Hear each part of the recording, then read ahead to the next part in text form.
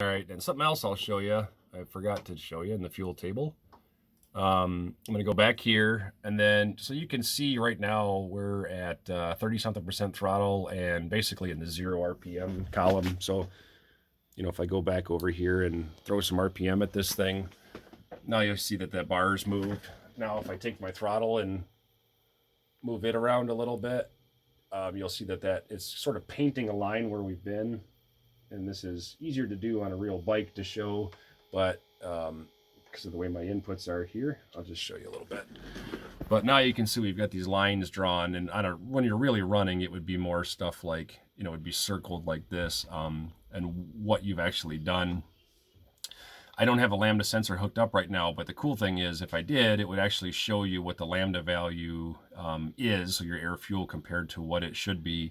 And then there's a lambda correction feature that you can look at that won't mean anything right now because I don't have any real lambda data. But for example, if your lambda target is 0.8 and you're at 1, you would have a target air of 0.2. And it would know that, and there's ways to auto-tune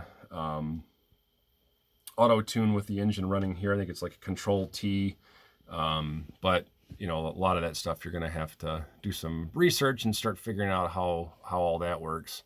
Something else that's cool is you got this live logger. Again, hard to see the stuff really good based on my, I'm like running, fixed RPM here, but you can add in whatever channels you want, and then do a pull.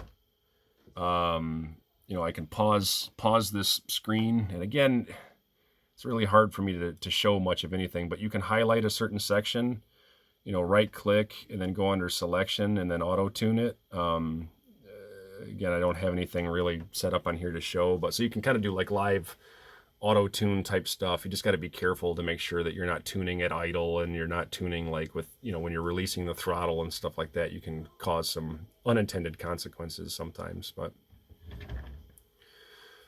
trying to think if there's anything else major that I haven't showed you, at least to try to get you a feel for the software. I know it took me quite a while to figure some of that stuff out.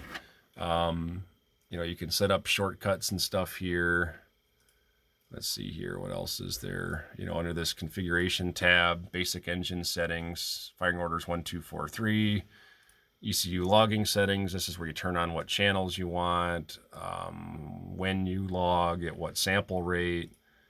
Bluetooth settings is what you need for your M-Dash. So when you got your tablet set up, here's where you set your pin code for that.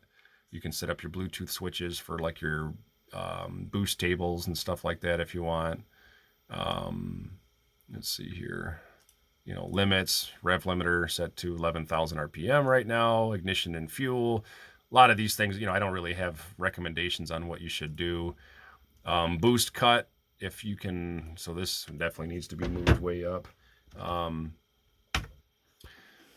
So you can set a boost cut to where if you hit this level, basically it just shuts all fueling off to protect you. Caught me by surprise the first time I did it with my Sanrail. It was like the engine died.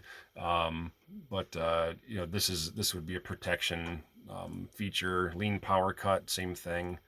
You can put in here like a certain boost level, certain RPM. So if you're wide open throttle at 25 pounds of boost, and then you see, the signal go lean on the air fuel, you can have it do cuts and stuff like that. I've not really messed with that. You can do, warnings in here that would show up here. There's all kinds of neat stuff. Fuel general, I think I showed you this already, but you're going to want to put in your what your injector sizes are.